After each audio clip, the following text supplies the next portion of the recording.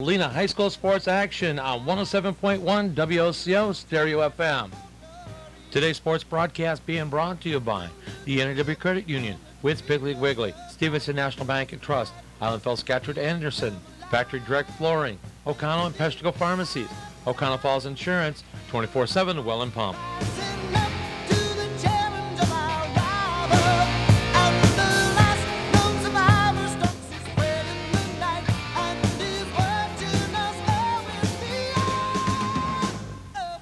We'll head down for our broadcast right after this on your home for high school sports, WOCO Stereo FM.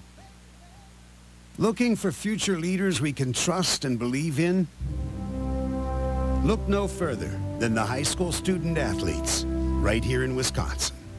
High school sports teach young people how to be effective leaders. It begins by making their grades and being on time for practice. It includes learning to listen, following directions, accepting responsibility, being a good role model. And it's about respect for officials, opponents, the rules, and each other. The result? It transcends sports. It gives us hope for the future. High school sports. There's so much more than just a game. This message presented by the Wisconsin Interscholastic Athletic Association and the Wisconsin Athletic Directors Association.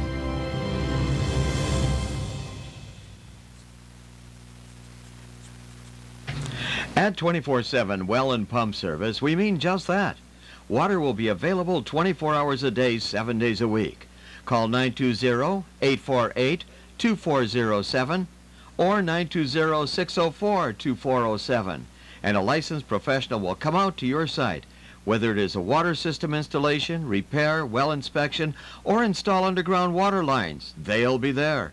Call 920-848-2407 or 920-604-2407. We're in the O'Connell Falls area Yellow Pages. 24/7 Well and Pump Service, Fireside Road, O'Connell Falls. From Coleman High School, it's Marinette and O'Connell Conference boys basketball tonight on WOCO Stereo FM. Glad you're along. Scott Nye and Larry Walters with you tonight. And important battle for both teams when you look at the whole of the schedule tonight, Larry, starting with Coleman's side. They come in 3-2 overall, 2-1 in conference play, and Lena coming in 0-4, 0-3 in conference play, looking for their first win. And if you look at both teams, big picture, in essence, they're mirror images of each other from last season. You're right. Lena being a very good team, graduating a lot of kids from last year. Connor Heisey, Jack Farley, and Riley Jemison and others went into the sectional finals, losing to Gresham. And what a great season that was. Coleman struggled early because they were kind of on the younger side. And they kind of trying to figure themselves out this year. Another year older, more experience. But the big difference right now for Lena is the lack of height. Last year they had several kids that were about 6'2", 6'3", and those kids actually could handle a basketball. And they were quick. So, you know, you look at last year's team and, okay, Connor Heisey about 6 foot, Christian Portier 6'2", Austin Lang come off the bench at 6'2", Hunter Borchard 6'2", actually played closer to 6'3", where now they're pretty much even across the board at about 6 foot. I mean, somebody put a board out there and they can't get any taller than that. Where Coleman is the opposite. They had some height last year, but they struggled with it. Now this year they're doing better. Both teams come in off of losses in the conference on Monday. Niagara handling Lena in 85-66. It was a game that the Wildcats were only trailing by 3 at the half, 47-44, before a 38-22 Niagara second half pulled away. Coleman, meanwhile, went up against Suring, who leads the conference right now unbeaten at 3-0. took them to overtime after leading in the first half 24-18, but ended up falling there 41-44. So, Coleman needs the win to stay within shouting distance at the top of the conference. Again, Lena just needs to find their footing under first-year head coach Fritz Widener to kind of restart and restack the deck. And that's the big thing. Everything goes in swings. Coleman for many years was up there with Wasaki and Peshtigo and being some of the top teams. But the M&O Conference over the years has been one of the toughest leagues here from top to bottom because of the fact that there's a lot of good talent come through here over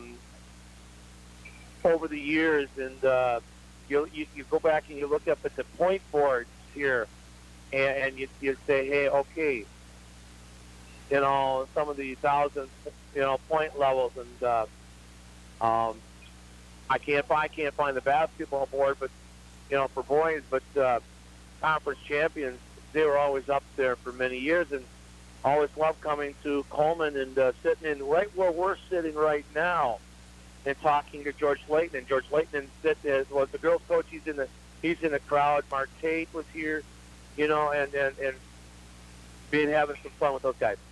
We'll step aside for a moment and come back with more as we work towards tip from Coleman. And again, it's M&O Conference basketball tonight. Coleman Cougars hosting the Lena Wildcats here on WOCO Stereo FM. If you don't know everything about insurance, you'll profit from the knowledge and experience at the Oconto Falls Insurance Center, 113 North Main Street, downtown Oconto Falls. You'll benefit from their thorough analysis of the insurance that you really need. They'll recommend the companies and policies that are the best for you. At the Oconto Falls Insurance Center, they specialize in complete coverage of all your insurance needs. Call the Oconto Falls Insurance Center, 113 North Main Street, downtown Oconto Falls. Did you hear? We've branched into your living room. This is Beth Larson from the Stevenson National Bank and Trust. Our e-branch at snbt.com lets you manage your money 24/7 from the comfort of your home. Apply for loans, check your balances, and even open accounts. Don't waste another minute. Visit snbt.com now to take advantage of all the convenience of our e-branch offers from the Stevenson National Bank and Trust, member FDIC, equal housing lender. Back in Coleman, Marinette and Oconto Conference basketball tonight on WOCO. It is the Coleman Cougars hosting the Lena Wildcats. And Larry, we looked at you look at the schedules tonight coming in, and the matchup between these two teams. Coleman has actually lost 3 of the last 4 matchups between these two teams. Last time Coleman beat Lena was a 9-point win at Lena to start.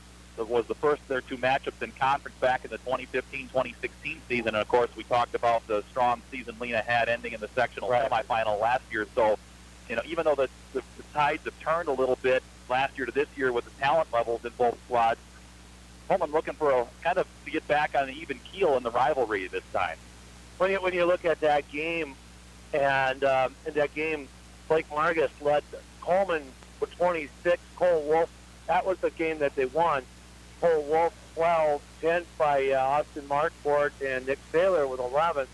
You look at that roster, by the way, and Cole Wolf was a youngster back then, and he had 12 points, I believe, as a sophomore. And he's a senior this year, and he leads the squad in scoring through 5 games at 16 points and throws a double-double in there, averaging over 10 boards a game. So, again, the shoe's on the other foot as far as the youth goes. Lena's having to deal with it this year, and such is the life of a small school when you've got 100 kids or so. When you get a strong class of kids, if there is not a decent numeric class that follows behind it, it can be tough for a couple of years to rebuild it. Well, numbers-wise, Lena has got good numbers. Problem is talent and height. You look at the team this year for Lena, and Chance Rawls didn't do a lot of playing. He did some last year. Colby Borchard, whose brother Hunter was on the team last year, but you're looking at a 4 or 5 inch difference between the two guys, and I promised to drop the rack off to Lena so they could stretch out some of those kids to give them some height. Well, you mentioned the gentlemen or the young men that were lost to graduation last year for Lena and Heisey, Borchard, and Anderson. Those three guys combined left with about 52 points a game. So basically 90% of Lena's scoring approximately left the graduation last year. So just whatever level of experience, it takes experience to score points at the high school level late in the season. And they had two guys score their 1,000th point last year, in Heisey and Borchard. Dalton Anderson left as a senior with the record for amount of three-point buckets in a career. So he has that record, and I was at 2 games in a row waiting for it, and he didn't hit a one. He went 0 for 8, and the day I wasn't there, he hit 5 of them. I mean, it happens. So you're the poison, in other words. You're right. That's what it is. But when you look at you guys that graduated, you got Riley Marquardt that graduated. You got a lot of guys, Dalton Anderson, Jacob Steidel, Hunter Borchard, Connor Heisey, Christian Portier, Jacob Anderley, and Austin Lang. So that was an extremely experienced squad. And you look at it now, and you look at the youth here that, and again, Colby did a lot of playing time last year as far as being on varsity. So there is a little bit of experience on Lena. Starters going both ways tonight. First for the visiting Wildcats, road black, blue numbers. Levi Potter, and it's pretty much going to be backcourt height. Levi Potter, the 5'10 senior, 11 points, 4 rebounds a game. Zach Copps, 5'10 sophomore, 7 points, 8 rebounds a game. Colby Borchard, 6-foot sophomore, 13 points, 3 rebounds a game. The point total per game leads the Wildcats. Zach Peinecker, 6-foot senior, 3 points, 2 boards a game. And Chance Rowell, 6-foot sophomore, 13 points and 5 rebounds a game. On the other side of the coin, Peyton Nelson, 6-foot sophomore, 7 points, 6 boards a game for the Coleman Cougars, joined by Austin Marquardt, 6'1 senior, 11 points, 5 boards a game. Aaron Fraser, 6'1 senior, 5 points, 5 pulls a game. Cole Wolf, aforementioned, 16 points, 12 boards a game. The senior stands 6'1 and expected to start, but we'll confirm that in a moment. Riley Van Hoff, 6'3, a senior. And the other change this year from last year, Jeff Heinke was the coach last year. Now Fritz Widener is the new coach for Lena. So the kids are learning a new idea, as far as that's concerned. We'll step aside and come back with a tip tonight from Coleman, M&O Conference Basketball on WOCO Stereo FM. Hi, folks. This is David from Witt's Piggly Wiggly in Oconto Falls. Are you sick of rising gas prices? Well, at Witt's, we have a solution. When you purchase qualified groceries with blue shelf stickers, and there's hundreds throughout our store, you build up discounts for 15 gallons of gas on your club card. Then, when you fill up at our Pig Stop pumps, just scan your card and watch the gas price drop. So scan your card, shop the blue stickers, and save money on gas at the Pig in Oconto Falls. We all want to be self-sufficient, whether it's fixing projects at home, whether it's changing the oil on the car, or maybe even keeping your checkbook balanced. But when it comes to income taxes, trust me, you don't want to do it yourself. You don't want to do it with someone that just does it 3 months a year as a little sideline job. You need to work with a proactive 24/7 CPA firm that can actually get your results and keep more money in your pocket. Pick up the phone today. 715-735-0583. Holidays are a time of joy. Don't let money worries get in the way. Want a stress-free holiday? Call NEW Credit Union at 800-924-1250 and ask about our holiday loan special. That's 800-924-1250. Rates as low as 4.99% annual percentage rate for a 12-month term. Maximum amount $2,500. Our loan specialists work hard to help you get the loan that fits your needs. Rates subject to credit worthiness. Stop at any one of our locations, or you can apply online at newcu.org. Example of repayment would be a monthly payment of about $8.56 per $100 borrowed. All loans subject to approval. Federally insured by the NCUA. With offices in Oconto, Zuring, Oconto Falls, and Peshtigo, we are federally insured by the NCUA. Membership eligibility required. This holiday season, remember, we can help you own it. Just about tip time, Coleman High School, M&O Conference Boys Basketball, WOCO FM. Scott and Larry with you as the Coleman Cougars host the Lena Wildcats. Coleman 3-2, 2-1 in conference play. Lena 0-4, 0-3 in conference play. Both teams coming off of losses on Monday night. Lena losing at home to Niagara, 85-66. Coleman losing at Sterling in overtime, 44-41. In that game, there was 91 points scored combined between the two teams, with Niagara leading 47-44. That game was an exciting game, and my voice took a hit. But it came back and kept on kicking. Yes, it did. Pulaski is at Schwabenland tonight. Krivitz travels to Oneida Nation, and that's it for boys in our area. So we sit side court as it will be Lena working to the right as we see it, and Coleman to the left in their home white with green numbers and trim. So Wolf will jump it with Rowell, and it's tipped into the backcourt and controlled by Austin Marquardt. Marquardt, a guy who's going to hoist as many threes as twos. What you might call the designated gunner. Wolf trying to nice down the lane. He'll drop it back out. Fraser on the drive, and a quick turnover by the Cougars on the travel. So Levi Potter will control. One of two in double figures offensively scoring for the Wildcats. Rowell on the drive. He steps back and drops the long two high left. If Lena can continue this fast break and stay hot, they'll give Coleman all kinds of fits, and we have a timeout already. Quick timeout on the full court press. We'll step away quickly as well and be back to Coleman on WOCO Stereo FM. We all want to be self-sufficient, whether it's fixing projects at home, whether it's changing the oil on the car, or maybe even keeping your checkbook balanced. But when it comes to income taxes, trust me, you don't want to do it yourself. You don't want to do it with someone that just does it 3 months a year as a little sideline job. You need to work with a proactive 24/7 CPA firm that can actually get you results and keep more money in your pocket. Pick up the phone today, 715-735-0583. Out of a quick timeout here by Coleman. Lena with the early lead, 2-0, 33 seconds in. Well, you know, the other day, Tuesday, we had a timeout, minute and 4 seconds into the second half. So record broken.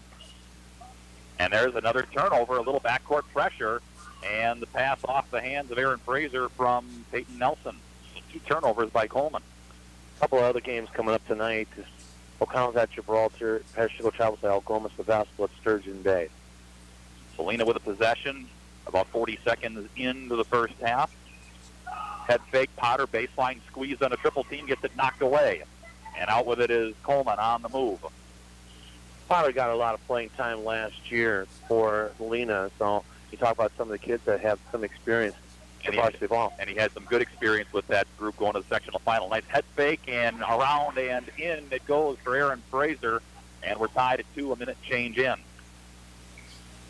The baseline right side with it is Borchert.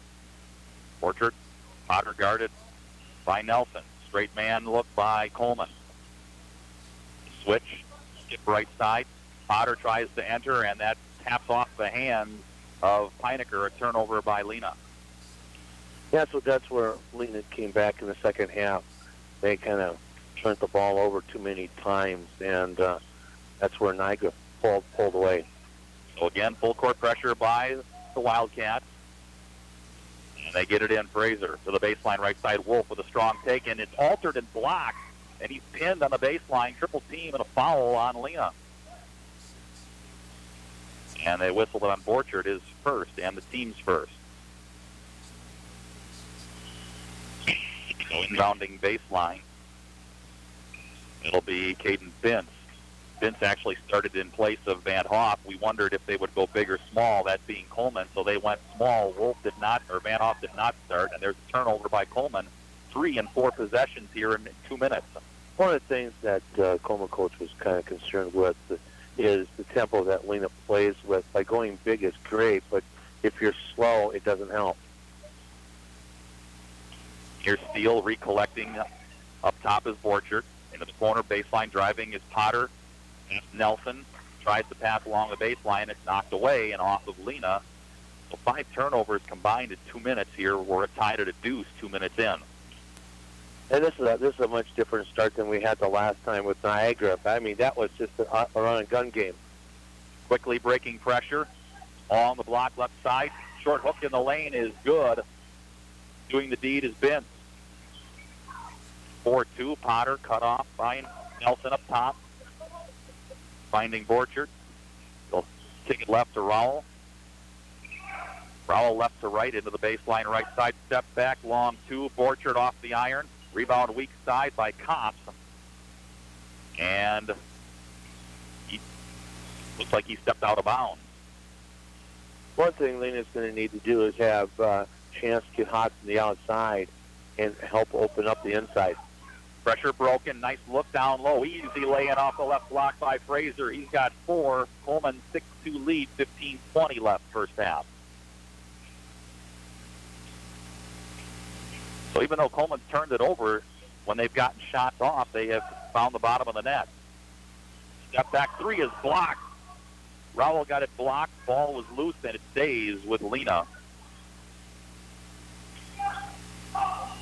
Rowell not afraid to crank the 3 either. No, he had three of them in the game against Niagara.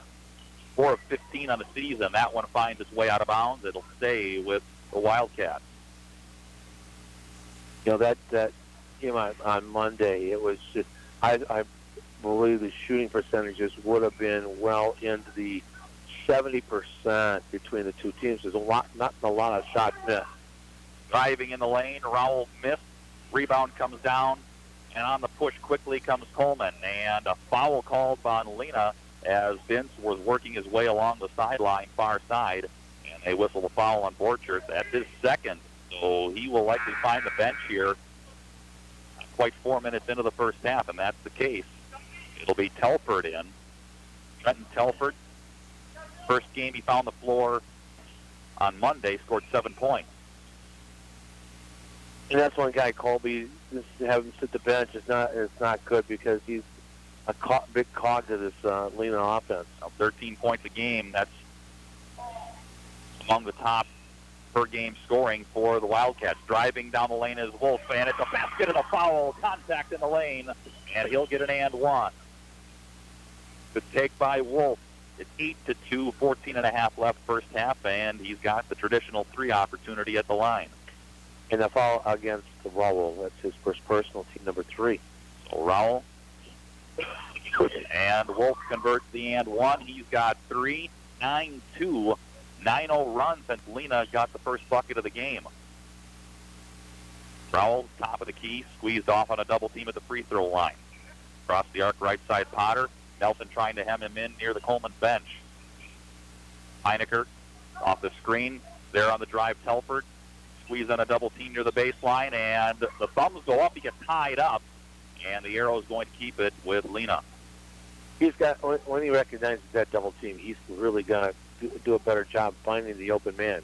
Because there is one that's going to be open. Knocked away. Potter comes up with a loose ball, baseline drive. No charge as Wolf hit the deck. Telford left side 18-footer off the mark. And the rebound right side, and we get a Lena foul. And he called it on Kops, his first. Already 4 team fouls on Lena about 4 minutes into the first half. 9-2 Coleman. And 3 of them were within the last minute and a half. Court pressure by the Wildcats. Up ahead, middle of the floor is Fraser, and tries to get it out to Nelson, who almost lost it, had to track it down, and Coleman reloads. Vince trying to shake his man loose. Nelson up top, Wolf. Wolf through the double team at the free throw line. Ball down, bodies down, whistle, thumbs up. Alternating possession should keep it with Coleman. And it does. 9-2. Cougars lead. 13:44 remains in the first half. It'll be Marquardt inbounding near side near the Wildcats bench. Nelson will initiate. Telford in his hip. Marquardt down below the free throw line. Triple team there to squeeze Wolf up top. Marquardt, there's the triple, and he rips it. And that's a good inside-outside game. Dish inside, get everybody to cut inside, open up that at the top of the arc. Well, Wolf at 6'1", not incredibly much taller, and there's a charge on Potter on the baseline. He was hemmed in, and he's whistled for the foul, his first team's fifth. 12-2 Coleman lead, 13:20 left first half. But again, Wolf draws attention. 3 Wildcats there to squeeze him 10 feet from the lane, and that left Marquardt all alone. And a layup off the pressure is in. Caden Spence with 4, and that is a 14-0 run since the opening bucket by Lena. We get another timeout, and we'll take it as well. 12-point bulge for the Cougars. We're back in a moment on WOCO Stereo FM. If you don't know everything about insurance, you'll profit from the knowledge and experience at the Oconto Falls Insurance Center, 113 North Main Street, downtown Oconto Falls. You'll benefit from their thorough analysis of the insurance that you really need. They'll recommend the companies and policies that are the best for you. At the Oconto Falls Insurance Center, they specialize in complete coverage of all your insurance needs. Call the Oconto Falls Insurance Center, 113 North Main Street, downtown Oconto Falls. Lena timeout there, first of the half, just over 13 left in the first half from Coleman, M&O Boys Conference Hoops. Well, Lena right now, as I see it, is just off the second half against Niagara. They look the same way. Struggling shooting, struggling handling the basketball, and just, defense very a step slow. Rowell pinned to the baseline and just lost it out of bounds. A double team there to meet him 12 feet from the rim, and he just let it off his leg out of bounds, and that's a turnover. That's 4 on the Wildcats. They'll press backcourt. Marquardt ahead for Bince. Bince nearly lost it. Looking baseline. Nelson, short hook, altered. Attempted putback by Fraser is no good. And he'll try and kick it out. Finds Wolf. Good ball rotation. Down the lane. And the flip with a spin is good for Bince. He's got 6, and it's 16-2. And the pass knocked away quickly. Lena into the front court. Rowell left-handed drive, cut off high left. Defensive switch. Potter nearly lost it, collecting. Nelson tight in his hip. Swing to the top for Pinecker. There's Potter. Rowell thought about the 3, kept his pivot foot. Wolf closed him out. On the drive, shot blocked. Saved. Another look for Lena, and there's a travel. With the turnovers here right now for the Wildcats, they just cannot find a rhythm here in Coleman. Logan Sobek checks in, 5'10 sophomore, as does Nick Tiedick, 6'1 sophomore, 4 points, 4 boards, a game off the bench. In backcourt pressure, Wolf gets ahead. Nice ball movement. Nobody dribbled, and it equaled a bucket for Fraser. He's got 6. That's how you draw it up in practice. Potter on the drive quickly, right block. Tough angle on Nelson. He did a good job defensively. The offense was better.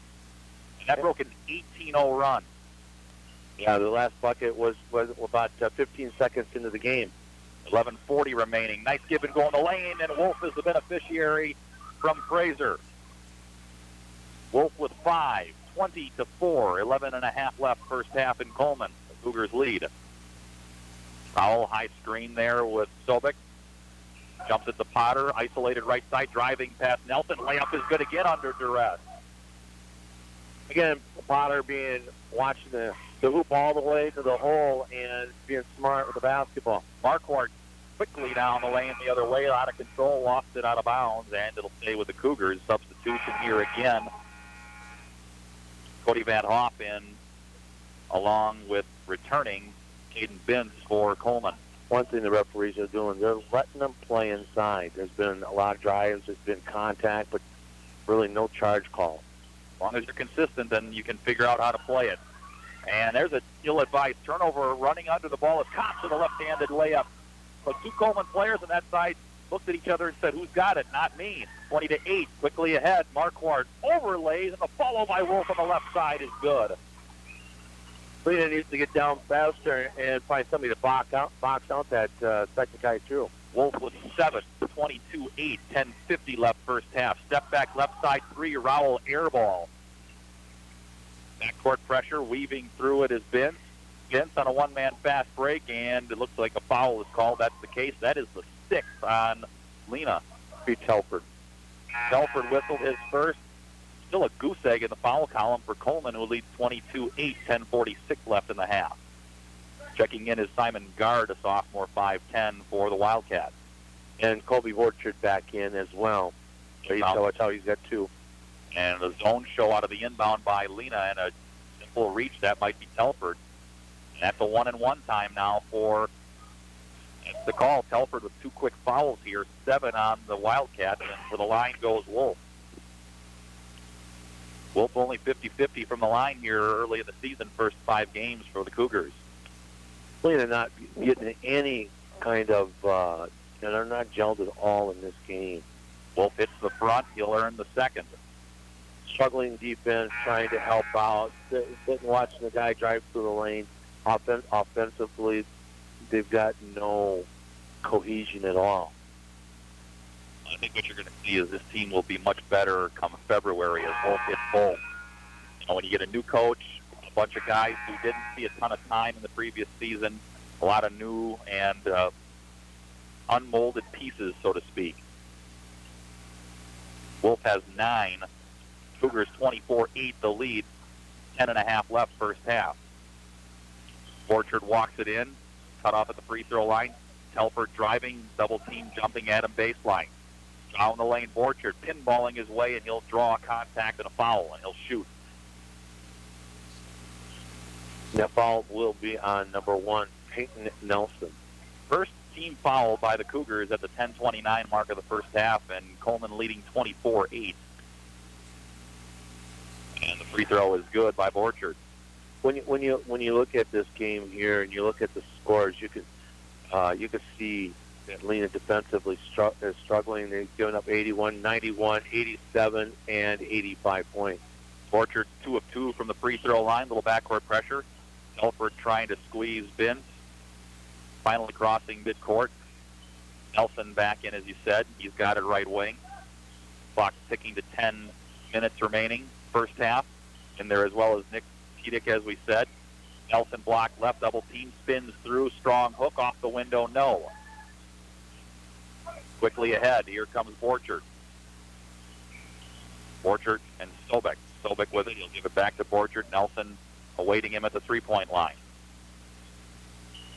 Cops in the corner, ball off of Lena, last touch by Yagello, or Yeglio, there we go. Yegalo, there we go. Third time's the charm. That's Telford out. So another turnover by Lena. A half a dozen already, and they get Coleman turned over this time. Rowell into traffic. There was contact, but no call. Rebound underneath by Kopp. And I'll tell you what, that was a dangerous move on Coleman. Guy goes up, he undercuts the shooter, and if he didn't come down correctly, that kid could have ended up on his back. Trent Ermis, who was in at the last dead ball, called for the foul, his first, Coleman's second. Rowell inbounding underneath, near turnover, it's saved. Corner left side. Rowell looking underneath into traffic. Too many white arms there. A turnover. Quickly ahead. And the layup is altered and blocked from behind as Vince tried to beat the pack down. Could not do it.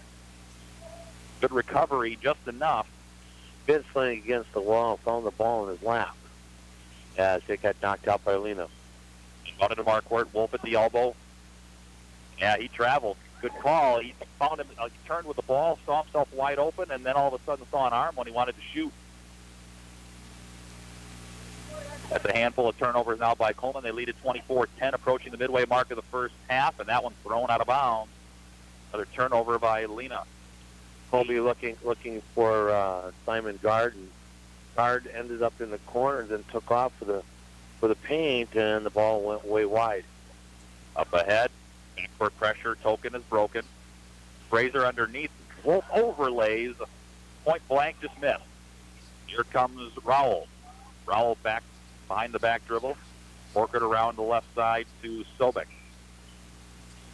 Rowell up top trying to shake loose the Wolf, cutting him off at the free throw line. Wolf bats the ball away. He and Rowell tied up. Ball tracks out of bounds, and Wolf's work earns him a possession, a turnover by Lena. He hit the deck. He fell down, and Chance Ronald tried to go over the top of him, and his foot caught and kicked the ball out of bounds. 24-10, Coleman lead. Nice two-man game. Wolf hemmed in. Shot blocked by Rowell. Baseline run down by Fraser. Back out. 3-ball in the air and money for Ben.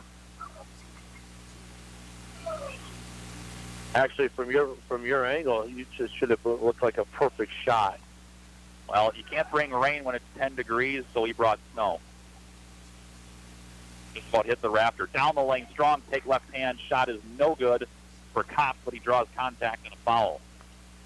And they whistle it on Fraser, his first and the team's third. I thought you were going to talk. It was hailing threes. I don't want hail. You like me just driving. I think we had enough snow too. For now, yes. First free throw, no good by Kopp. Nelson back in. 10 inches. How'd you drive home last night? I drove home at 2 p.m. because the schools kicked us out at 1 o'clock. Second toss, no good.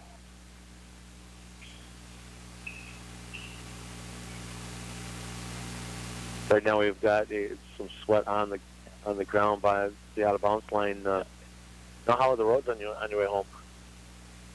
They were slow going. I got home going about 30, 35 miles an hour, and then I stayed put and watched it snow and shoveled. Well, I'm sure that's what 90% of this part of the state did. Unfortunately, I went to O'Connell twice that day, yesterday, in and out. I ended up going out and coming back in to make sure kids got home safely, and then went back out, came back home, and went back out one more time. With your snowmobile? No. Backcourt pressure broken out of the timeout, 27-10 the lead. Short jumper, baseline right 5-footer, no good. Underneath by Vince, batted out, second chance. Initially, ball found its way out of bounds. Last touch by Lena. It'll stay with the Cougars. I put skis on the front and chains on the back. There we go. There we go. I got rid of the snowmobile years ago when it didn't snow, and look how smart that move was. Wolf elbow right side off the inbound. Nelson atop the key. Coleman offense. Marquardt. Vince looked at a three. The door is closed by Borchard. Nelson does not take the three. Free throw line, Wolf. Coleman a little more patient. Not this time. Vince off the back bracket. No on the three. Battle for the board. Out with it comes Rowell near midcourt. Borchard deep left. And he finds Pinecker. Rowell trying to shake loose the Wolf. 17-point lead for Coleman. 7.5 left. Borchard, left-handed drive. Tough angle. Somehow he threw it up with the left hand off the window and in. That's all fingertip at the fingertip roll. Nelson trying to step through traffic, and he was fouled before the shot, but that's the 8th on Lena, so it's 1+1, and it's whistled on Pinecker, his first and the team's 8th. That's okay. You got rid of your snowmobile. I got rid of my snowshoes because it didn't work in the mud. Again, how smart was that? Nelson's first toss finds its way home. Nelson on the board, his first points. 28-12, 7:24 left first half in Coleman.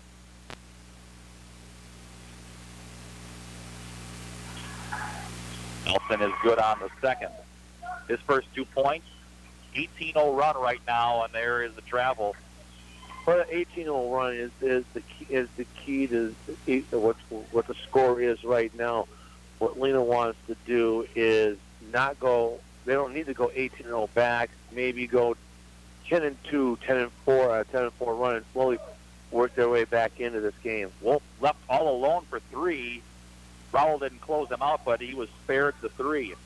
No on the shot. Ahead comes Borchard. Borchard tried to slip a double team, nearly lost it. Saved there. Rowell, high right, three in the air and money. Oh, that was beautiful. I was the perfect angle to see that thing. It was just sweet in the air. Back, contact, the shot counts. Unfortunately, when you make the shot, he tried to press. Nobody was back. Wolf took advantage and an and-one opportunity. And Rowell is called for the foul, his second, as Wolf goes to the line. Wolf now with 11 into double figures, trying to make it a dozen. 6:50 left. And it rims home. Wolf with a dozen, his team up by 17.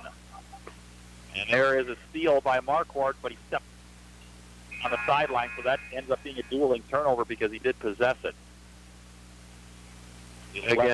Again, after the whistle, a little bit of contact. He ended up on the Marquardt ended up on the floor, but Colby Borchard helped him up after the whistle. Helford back in. He's got it for Lena, trying to shake loose the Marquardt. He'll leave it for Peinecker, and knocked out of bounds by Wolf far side, and it'll stay with the Wildcats. 6.5 left, first half, 32-15 the count in favor of Coleman. Potter will initiate.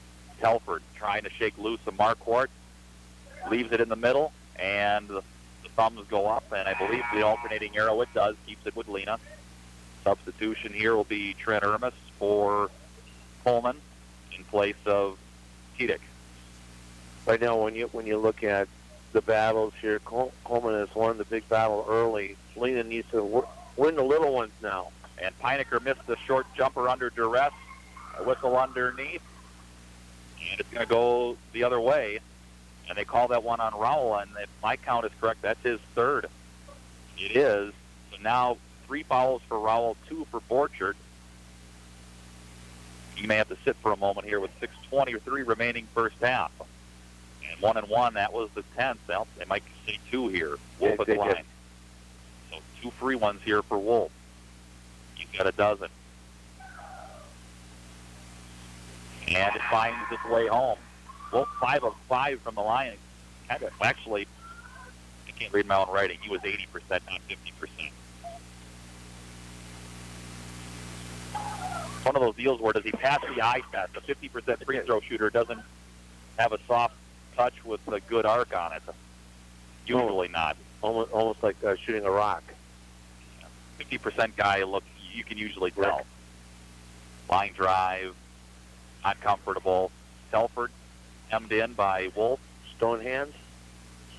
Yeah, insert adjective here, yes. Potter's pass along the baseline right to left was picked initially by Potter, and it's going to stay with Coleman. Well, Potter was out of bounds when he took the basketball away. So it ends up being a turnover anyway. That's a dozen for Lena, 12 minutes in. We're at 5:59 left in the first half. 34-15. In backcourt pressure. Coleman has shown the same break each time. They just line 3 guys across the free throw line in the backcourt. Marquardt still in the backcourt with Vince. Vince with a couple of seconds to spare, weaving through, flip left side, and it's easily laid in by Ermis. Defense again, lazy out there for Lena, not getting over and covering the open man. And another turnover. The ball finds its way out of bounds off the hands of Potter. And this is, we talked about it at the outset, learning curve big time for the Wildcats. Again, new coach, a lot of experience lost. Suffice to say, I'm guessing it'll be a different outcome come the 1st of February when they find themselves matching up again as Nelson gets a nice speed. Reverse lay-in is good. Nelson's first field goal. And into traffic and the foul as Potter tried to get into the lane. And this is a 2-shot foul whistled on Coleman. They said he got him on the arm. That's the 4th. 2. And they whistled it on 42 Van Hoff, his first. And Potter is good on the first free throw. He's 82% from that spot. And that's a 13-point run there. It just ended. So 2 runs of 18 and 13, 31 of the 38 points by Coleman, and they lead this thing by 22. That's the story, as you mentioned, right there. Potter is good on both free throws. He's got 6. 38-17, 5:20 left. Marquardt down the lane. Nobody picks him up. Reverse layup short, but he is hit and fouled. He'll shoot 2 on the shot. Lena over the limit. And that's on guard. You know, we always laughed and we watched the officials and that was off. The one guy that there's one guy that usually calls the most, and there's a reason for it. He's not making them up. They happen in front of him for whatever reason. Yeah, it's like the right fielder in baseball. You try to hide a guy, but the ball finds him when it matters. Yes, the fouls find one guy. And also in there right now is Josh Bostwick for Lena. Turnover by the Wildcats there. Number 14 down the lane goes Nelson. The scoop is no good. Challenge, and the ball finds its way out of bounds. It stays with Coleman. Off of Bostwick's hands. Wolf back in as Fraser will sit. 5:01 left, first half. So 38-point second half by Niagara, and make it a 40-point first half as Wolf dumps it home. 41-17. Well, we still got a long way to go for the 91 first point half. Up front, guard around the right. Potter lifting for three. Back of the bracket, no. Strong position for the board is Nelson. Quickly ahead comes Nelson. Jumps the pass to the free throw line. 14-footer. Wolf is money. Wolf having a nice half, and we get a whistle and a timeout by Lena. It is a full. We'll take it as well. 4.5 left, first half. Coleman in command, 43-17. Back in a moment on WOCO Stereo FM. Tired of running to the bank for every little check? You can save a trip to the bank with the convenience of mobile check deposit from the Stevenson National Bank and Trust. Snapping a picture with our app is as safe as depositing checks at one of our 7 locations. No more rushing to the bank before closing to make those important deposits. Visit snbt.com to enroll for mobile check deposit today. The Stevenson National Bank and Trust, 101 Bray Lake Way in O'Connell, member FDIC, equal housing lender. Out of a Lena timeout, 4.5 left in Coleman. M&O Boys Conference basketball on WOCO. Your count is 43-17 in favor of Coleman. Again, Larry, you look at this.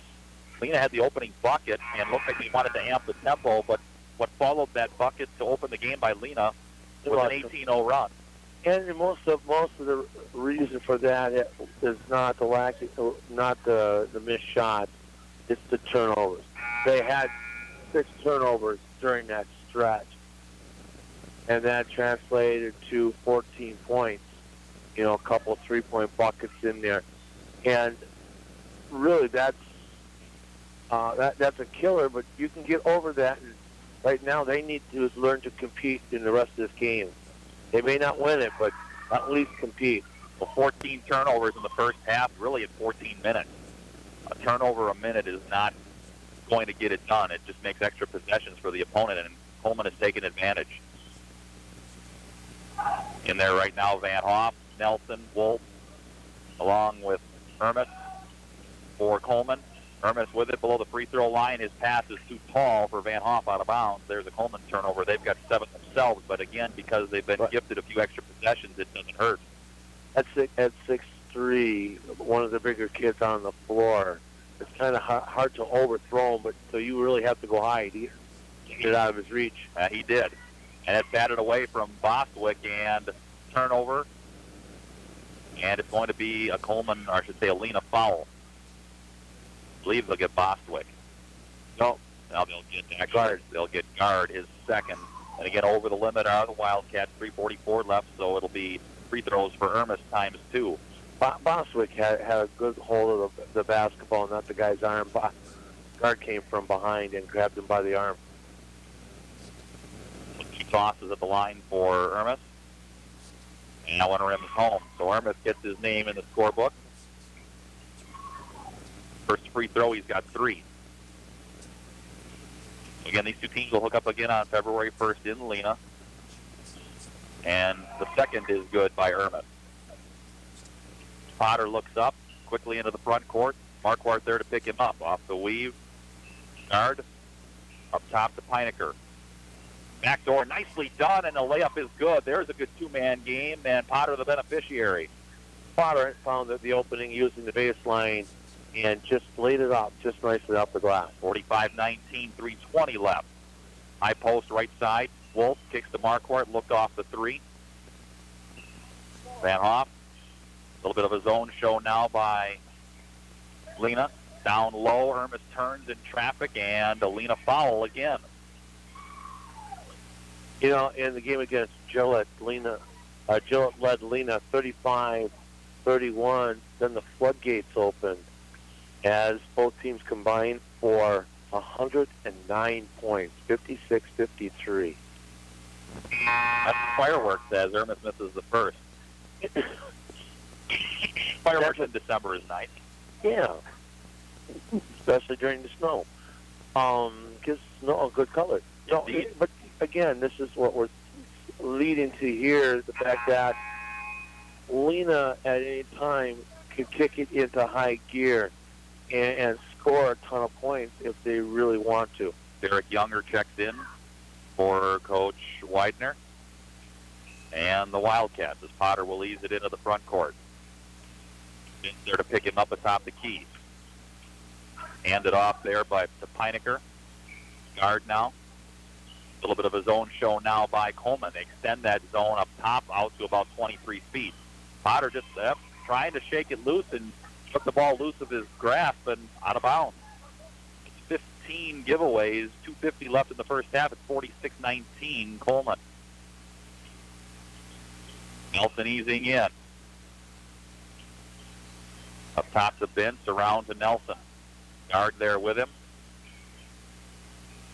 Tedick off to Nelson. Vince again, a little more patient. That one, Arrington turned over. Tough to slow down the pace when you're used to working a pace. Potter, no call on contact. 12-footer is no good. And it's run down in the corner left side, and we get a foul, I believe, on Coleman as you had guard working hard under the baseline. What these referees are doing is they're allowing the body contact away from the bucket. And even though somebody might hit the deck and it by rule should be a foul, they won't call it because they want to make sure that people they're letting them play a little bit. When arguably at that point, the man who hit the deck, Vince, might have been moving backwards as well, as both free throws are no good, and the rebound underneath for Tedick. So Gardo from the line, who stays 46-19, 2 and change left first half. Coleman in command. 18 and 13-0 runs are the difference in the game. Underneath, no good is a shot by Tedick. He follows. Second shot is no good. Ermis trying to clean up with a third look, bats it around and finds Nelson. Vince on the drive right side. Strong take. He hits the deck. No on the shot. Another Lena foul. Again, that's Lena with multiple fouls are going to give them a hard. It's going to be a problem in the second half because these fouls are starting to multiply. Younger with the foul, his first, and again, well over the limit are the Wildcats. Free throw good by Vince. I'd like to use an analogy, but the analogy I have thinking of ain't it's not rated G. No. PG, pretty gross or something like that. And it's why it's a dead piece of meat. It would be a better one. They just multiply. 2 of 2 is Vince from the line. 48-19 when we drop under 2 left in the first half. Screen and roll by Peinecker. Off to Sobek left side. His pass into the paint is picked off, but a whistle before Coleman can transition. Oh. And a foul on Coleman. And that'll be Trent Ermis who came over the back trying to steal the basketball. Ermis is second, and the team is sixth. About 100 ticks left in the first half. Just wait till halftime. Dave's full of analogy. Should we clock in a few? No. Guard pinned to the baseline. Post entry. Potter working his way in, draws contact and a foul, and he'll go back to the line. And he got hipped all the way from the time he got the ball. And they call that on Vince, his first, and that's the 7th. I believe it's a 2-shot foul. That puts them at 7th, at least in the 1-and-1. Potter at the line. It is a 1-and-1. So they call the shot, a foul before the shot. He earns the second. That's 9 for Potter here, 48-20. Second toss by Potter is soft and home. So Potter into double figures. The average is 11. He's got 10. Little backcourt pressure. Shook loose by Ty Hoffman. And the give underneath. Hoffman can't quite corral it. Second look is blocked. So Tedick had his shot blocked. Hoffman could not quite get it home on a good take. Back with it is Lena. Approaching a minute 10 left. Posting low is Younger, and he traveled. dragged his pivot foot. He was looking to do a drop step, and he took his pivot foot and dragged it across the floor. Into the lineup now, Logan Zeitler for Coleman. Vince, nice no-look left sider, missed the beneficiary. He lays it in off the window. That's half a century. 50.5, under a minute left. Potter, baseline drive, off the window, no, batted out of bounds. And a good call. That one stays with Lena, as Ermis was the last to touch. Another substitution here. The bench almost going to be cleared. Ryan Terp, the senior 6 foot even, comes in for Vince. Well, this will be the first time I've seen 50.5 since Southern Doris scored 60 against O'Connell at 50. Inbounded to Younger, and he was ridden and fouled by Terp. So we'll get free throws here. This is 1+1 as Younger goes to the line. It's 50-21, 53 seconds left in the half.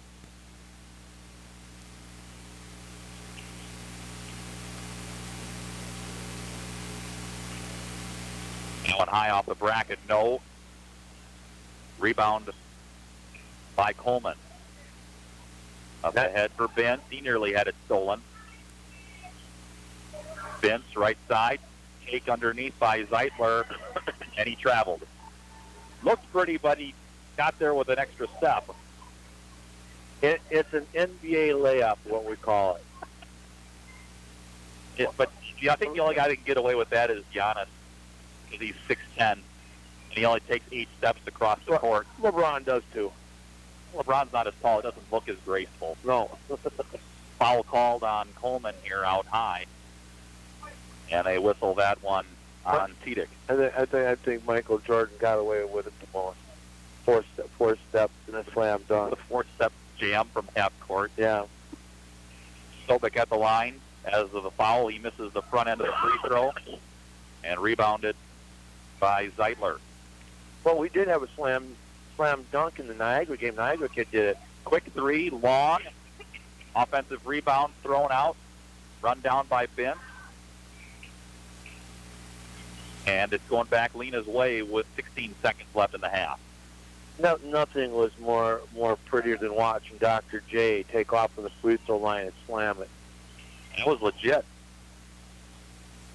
Post entry from high-low, knocked away.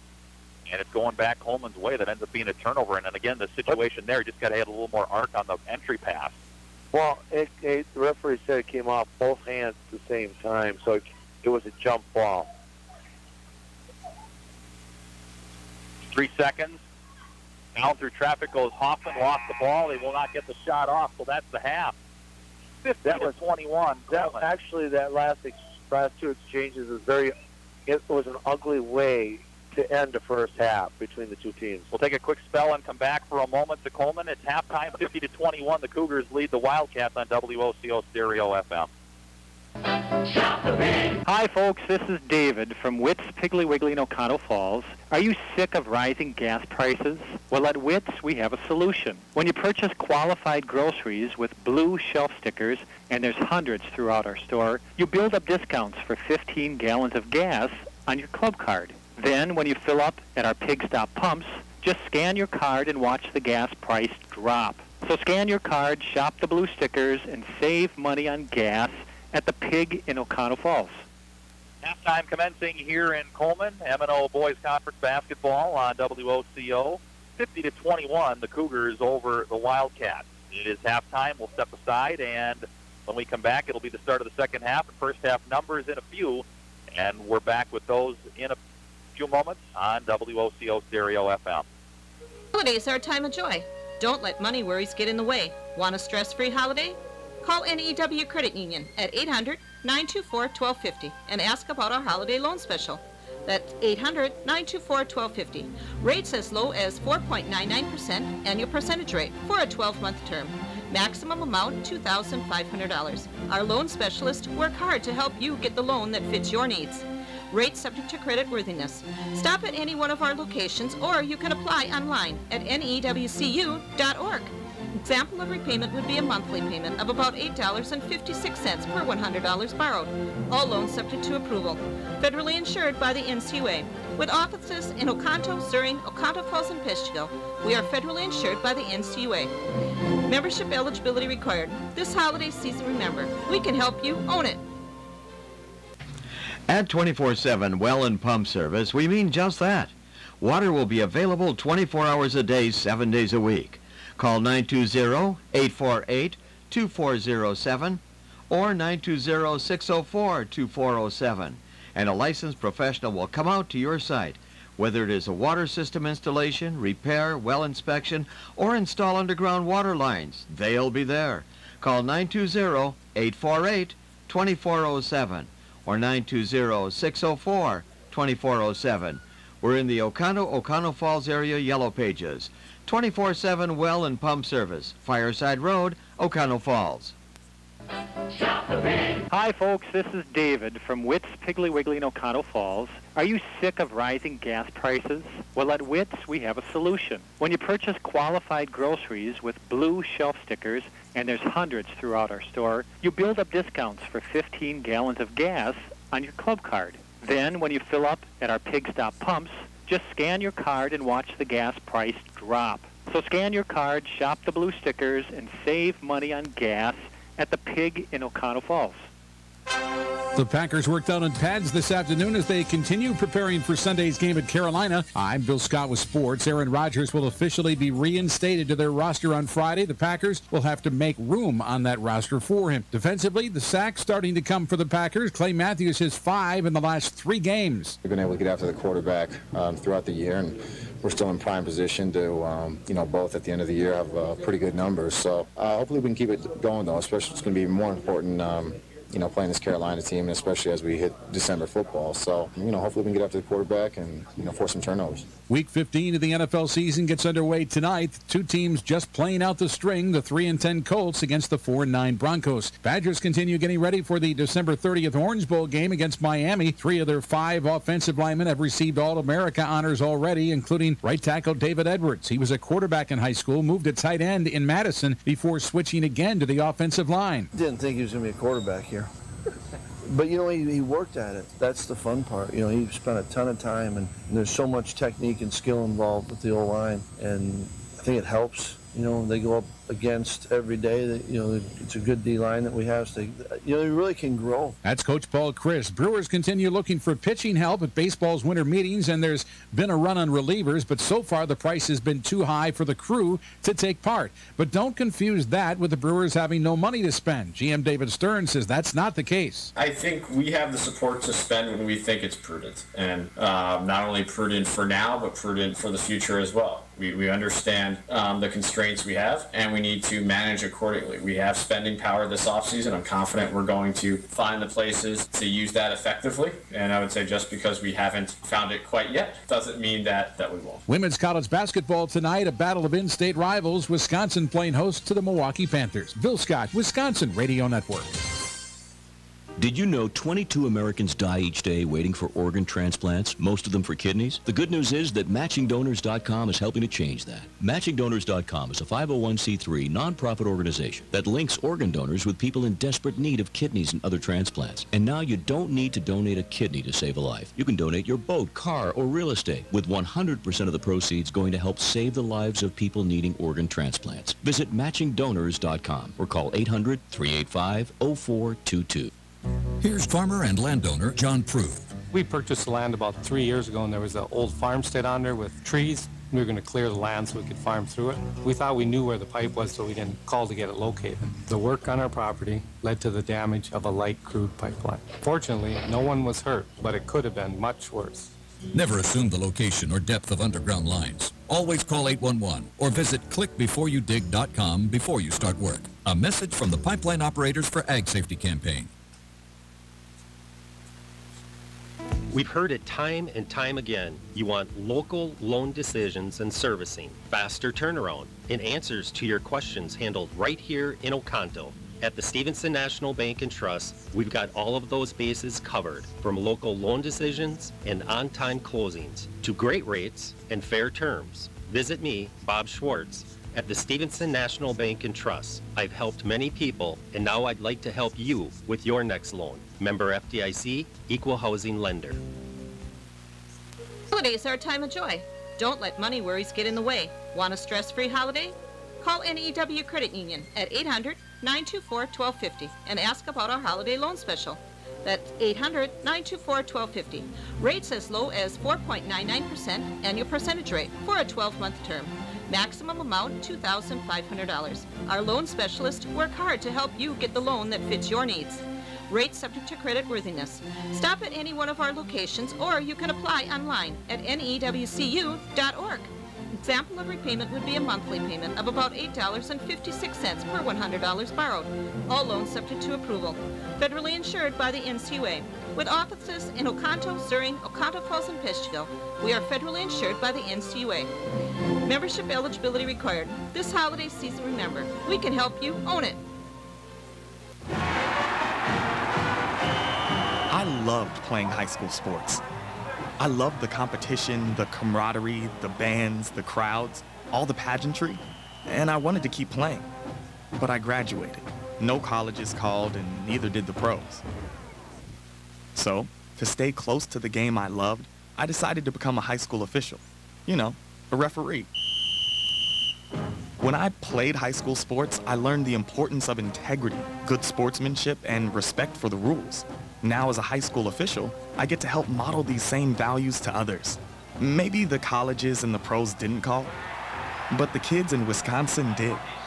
And now, I'm enjoying the competition, the camaraderie, the bands, the crowds, and all the pageantry of high school sports all over again. This message presented by the Wisconsin Interscholastic Athletic Association and the Wisconsin Athletic Directors Association.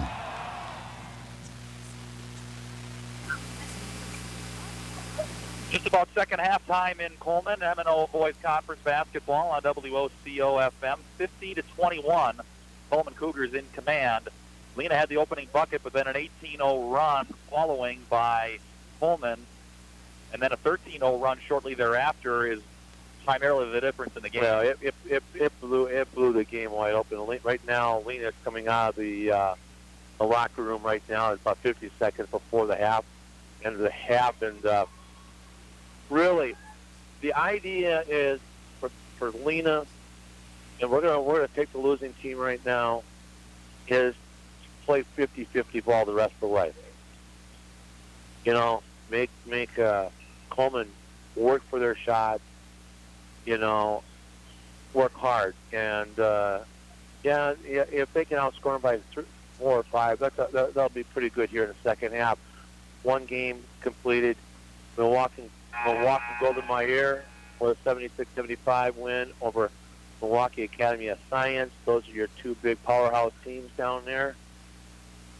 Here at the half, unofficial Actually, first half numbers. Washington and all that. Cole Wolf leads all scorers with 18. Caden Finch joined him in double figures with 11. Trent Ermis with 7 off the bench. Coleman was 50-50 from the field, 17-34, 2 of 5 from three-point land, 14-16 from the free throw line with 9 turnovers in the first half. Meanwhile, Lena, 33% from the field, 7 of 21, 1 of 4 from 3, 6 of 12 from the free throw line. And they turned it over unofficially 17 times in the first half. Teams switch ends now. Lena working to the left as we see it. Baseline 3 in the air by Rowell is no good. And the rebound one and done, and it went off of Coleman. They had the rebound, but Lena... No, they reversed it. Okay. Coleman. The initial arm went toward the wall on that side, meaning Lena, but they reversed it back, as you said. No turnover there, just a missed shot and out. A little backcourt pressure again by Lena. It's one of those where you say white and point the wrong way. Yeah, there you go. And interior pass from Fraser to Wolf was off his hands. Marquardt, lots of contact, count the basket and a foul. Rowell stepped in, and that's his 4th. So right away, 40 seconds in, Rowell gets his 4th. Marquardt nicely done on controlling his body, cracking off the short jumper for the and one. Actually, that could have been called. That could have been called the other way because Rowell did not move. And that one around and out. Rowell had the rebound. Wolf comes back up with a 3 for the, I should say 2 for the price of 4. How about the other way around if the English language works? Nicely done by Wolf, who has 20. Back with it, Fraser off the turnover, and that one is going to sit on the bracket. It is sitting on the bracket, and it's a dead ball. And somebody climbs the net and knocks it in. I can honestly say in 20 years of basketball, I have not seen it sit on the bracket. I have. Matter of fact, I've seen it lodge between the bracket above the backboard and the backboard. And that I have seen, and the problem was in that game, the two teams that were playing as that basket is good, that was Fraser off the inbound, but it got stuck in the same spot that you described, in the side of the bracket between the window or the backboard. And the problem was nobody on either team, as Potter drops it in for two, his first point of the second half. They had to almost get a broom to break it out of there because nobody was taller than 6'2". Nicely done by Fraser again. He's got 4 this half, 10 now, double figures, 58-23, a minute and change into the second half. Unless something happens to reverse this, this will be the second time we'll probably see 100 in a game. A little bit of a zone. Well, now it looks like Nelson was playing zone atop the key. Now it's man, baseline jumper, 10-footer, no good by Potter. One and done, the board out for Bint. Bin's ahead, he'll pull it up. Wolf, high-low, Fraser. 3-man game right side, Bint's back to Fraser. Marquardt now. Posting left side, Fraser. Across to Bint, he steps below the three-point line, long 2 air ball. Nelson tried to save out of bounds. It goes to Lena. In a closer game than the one we got here, girls basketball, Unity 64, Lacoudere 17. Not much closer. Oh, okay. I didn't bring my calculator. Or I'm just not going to knife to it without my phone, and that's a layup. That's okay. No good for comp. It's one of those flip the words around. Indeed. All alone atop the key, 3-ball. Marquardt off the front of the iron. A rebound for Lena, one and done. Potter driving right hand, right side, throws it up in double-team traffic, missed. Marquardt quickly ahead with it again. Marquardt 1-on-3, will not run the one-man fast break. He'll pull it up for help. Posting right is Wolf through a triple team. Lets 2 men fly by, 2 bodies down. Foul on Lena. And one slow to get up. And that is Borchert. Borchert does make it up. And they whistle that one on him. That's his third. And Elford will check back in here for Borchert hit his elbow. That might have been a funny bone. I don't know why they call that, because it's never funny when it happens. He landed on the elbow on the floor. The floor won't give. Wolf at the line. His toss is good. Wolf with 21 to lead all scorers. 9-2 run right now by Coleman. Start off the second half. That one stays home for Wolf. That was an ugly one because that one hit in it. I thought it was going to stick in the middle of the rim, but it fell in. I mean, you get back and forth, right? And the air goes out of the basketball. Yes. It's too cold. Heinecker trying to shake his man loose atop the key, and he can't lose Fraser and travels.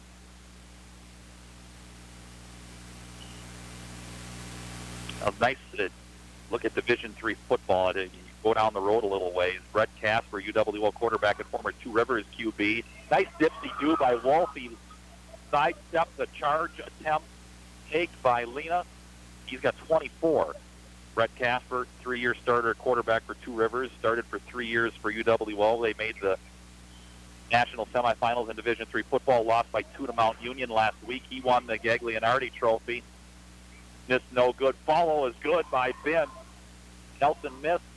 Ben cleans him up. 64-23. Only the second player in the WIAC in history of the trophy to win the award as the best player in Division III. That's a turnover by Lena out of bounds going Coleman's way. Well, not a lot of room on the sideline. The referee just in bounds got hit with the basketball. Now remember, where the referee is where the ball is on the court. So the referee's in court, it's still in play. And it rolled down his, by the way, it rolled down his back and out of bounds, which was not fair to Lena. Coleman back with it. Head fake, down low, triple team there to squeeze Vince. Out to Marquardt, baseline drive. He bounces off of Telford, who gets whistled for the foul. The offense is not getting a break at all on any of these calls. The defense, I should say. Reverse that. 14:27 left in the second half at 64-23. Coleman in command. Inbounded Van Hoff. Up the Vince, alone for three, right side, off the iron, ball on the deck, and corralled by Borchard. Borchard quickly ahead. Finding Telford, left alone, left side with a layup off the window. That's only the 4th point of the half for Lena. 64-25, 4 minutes into the second half. Marquardt breaking pressure. Van Hoff left alone, left side. He'll drive it, dish. Vince through a double team, lost it. Cleaned up there by Tiedick, who checked in at the last dead ball. Vince will slow things down now. High post. Added away from Tiedick, and a turnover by Coleman. Ahead comes Potter to the lane. Drops it home, and it counts in a foul. Potter with an aggressive move, and he earns an and one. And they whistle it on Vince. That's his second, and the team's first of the half. 13:46 left. Before these last two buckets by the Wildcats, it was a 14-2 run by Coleman going into the beginning of the second half here. And free popcorn. Popcorn league. It's free now. You wait long enough. And one was good by Potter. And it wasn't that expensive either. It was only 25 cents, or 50 cents anyway. Backcourt pressure by Lena after the and one. Ahead for Wolf. Wolf, a double team there. He tries to pass it across the block. Loose ball. Nelson, 15-footer baseline left, no good. And the rebound out for Lena. Borchard trying to work through traffic. He hit the deck. Looks like he got kicked in the leg, and the turnover goes back the other way and equals a bucket for Nelson. Oh, he came down hard. Right now the trainer is out there, and we're gonna take a spell here, and we'll be back. 13:24 left, second half. 66-28. Coleman leads. We're back in a flash to Coleman on WOCO Stereo FM. We all want to be self-sufficient, whether it's fixing projects at home, whether it's changing the oil on the car, or maybe even keeping your checkbook balanced. But when it comes to income taxes, trust me, you don't want to do it yourself. You don't want to do it with someone that just does it 3 months a year as a little sideline job. You need to work with a proactive 24/7 CPA firm that can actually get your results and keep more money in your pocket. Pick up the phone today. 715-735-0583. Back to Coleman, 13:24 left second half as Colby Borchard for Lena being helped off. Hit the deck hard on the previous exchange, and he will be helped immediately to the locker room, unfortunately. They're going into the tent. First into the locker room. There's a tent? No. It's funny at the NFL. They got the medical tent. That's a tent now. It is. Yes, it is. You're right. New stuff every year. Confounding. Quick three. In the air, no good by Cops. It was blocked. And it was tipped out of bounds, so it'll stay with Lena. Columbus Catholic girls knocked off Gilman 56-53 today. Inbounded on the block, right side, short jumper with the right hand by Pinecker is no good. And the rebound underneath for Wolf. Wolf trying to shake loose of Potter. Marquardt across midcourt. Tight on his hip is Pinecker. Nelson. 5 minutes and change into the second half. Coleman in command, an 18-0 run after Lena went up 2-0 early in the game was the key to the game, and there's been two other big runs, a couple of which, Larry, you just mentioned, and the ball goes out of bounds, a turnover on Coleman. One thing we should remind fans out there, one big change here for most of the conferences, JV games now, instead of be 6, is at 5:45. And varsity, they're trying to pull varsity closer to 7 o'clock start. Now, when you're in the winter here, it's good to get people home a little bit earlier. Kids as well, they tend to have homework to do. Reverse layup underneath, attempt no good by guard. And we get another whistle and a travel before the shot went up. Well, and you look at some of the travels like Peshtigo to Gibraltar, Peshtigo to Sevastopol. I've done that trip from O'Connell. Add another 15 miles to that trip. dueling turnovers. Back and forth we go.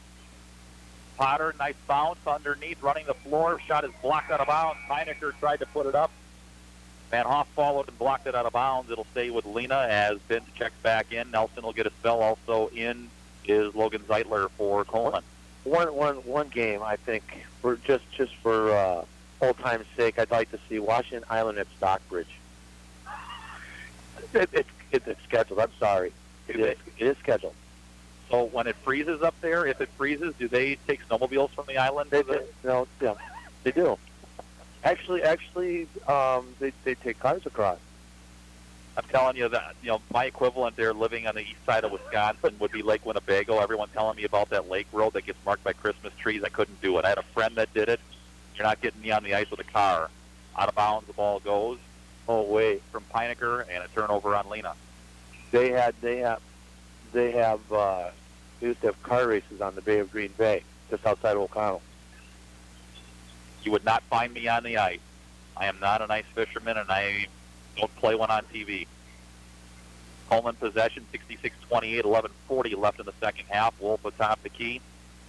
2-3 zone. Look now defensively by Lena. Post entry underneath. Zeitler short hook, baseline right, 5-footer, no good. No, my fun was the Facebook page where they had an RC car doing wheelies on the river the other day. Steal and a layup by Wolf. Wolf with 26. He has had a monster game. Came in leading the team in scoring, and there's another step-over steal ahead. Wolf 1-on-2. Layup is good, and he'll get a foul. Wolf having a night, and he will shoot a free throw. And they whistle the foul on Potter. And again, that was not so much of a push, but it was almost an undercut. Yeah, just got it. We're kind of in the wrong place as Wolf went up for the layup under the basket. Heinecker will sit, and Logan Sobek in. At that point in time, if you can't block it, you might as well let him go up and shoot it. Don't get anybody hurt. Wolf short on the free throw. It's his first miss from the line tonight. Potter with a rebound, trying to cross his man over down the lane. The scoop rolls in and out again. Potter and Vince hit the deck, and they help each other up. There's been a few hard falls tonight. Yeah, there's been some weird no calls. Zeitler with a 10-footer on the right baseline is in. His first points of the night, 72-28. And right now, the physicality has been more on the realm towards Coleman because of their bigger and stronger. And we'll take a timeout. Timeout on the floor. 10:48 left in the game. 72-28. Coleman leads. We're back after this on WOCO Stereo FM. If you don't know everything about insurance, you'll profit from the knowledge and experience at the Oconto Falls Insurance Center, 113 North Main Street, downtown Oconto Falls. You'll benefit from their thorough analysis of the insurance that you really need. They'll recommend the companies and policies that are the best for you. At the Oconto Falls Insurance Center, they specialize in complete coverage of all your insurance needs. Call the Oconto Falls Insurance Center, 113 North Main Street, downtown Oconto Falls. Lena timeout. 10:48 left second half in Coleman. M&O Boys Conference Hoops on WOCO. 72-28 is the count in favor of Coleman. I think Colby is out of the medical tent and on the end of the bench right now. I still don't see the tent. If you think it's over in the corner. Okay. Maybe it's just a curtain because we can't look around the curtain. Isn't that that's the Wizard of Oz line? Pay no attention to the man behind the curtain.